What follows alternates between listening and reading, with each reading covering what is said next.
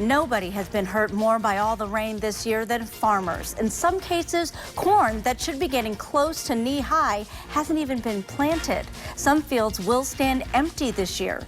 New at 7, Ken Kolker spent the day on a farm in Lowell Township, finding out why some farmers may not plant. Over the last few days, corn and soybean farmers have faced some tough choices, whether to plant their crops in these soggy fields or let them stand empty. Many are choosing not to plant some of their crops. The name of your farm is Blue Sky Farm? Blue Sky Farm. Yep. How's that name been working out? Not real good this year. For farmers like the Blaus, it now comes down to risking the loss of crop insurance money. This is going to be our last day of planting corn. The Blaus have been farming for 42 years. I've never seen a year like this, no. This is every year's different, but most of them aren't this severe, I guess you'd say. In May alone, there were only 4 days without rain. Some of it is still not plantable because there's wet spots in the fields. Farmers have crop insurance to help when extreme weather will not allow them to plant, but even that won't cover their losses. It's based on a complicated formula that includes corn or soybean prices, average yields for the past 10 years, and how much coverage they bought.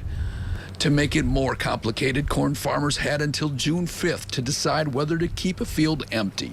For every day they wait after that, they lose 1% of that insurance money. We would have intended to plant a lot more corn, yes.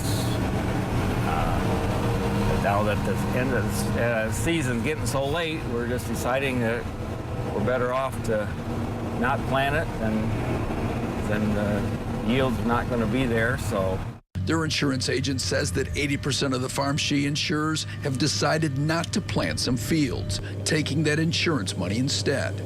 For the Blaus, leaving 200 of their 1,800 acres of corn empty could cost them $100,000.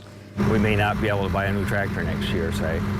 Instead, we'll stick with the old because we won't have that extra income. Usually by the 4th of July, it's knee-high by the 4th of July. That's the saying. So the only thing that's going to be knee-high is last year's stalks. Okay, all right. A lot of it has just been coming out of the ground yet. The Blaus sell their corn for feed and ethanol. They say their losses could be offset if all this rain leads to smaller yields and higher prices. In Lowell Township, Ken Kolker, 24 Hour News 8.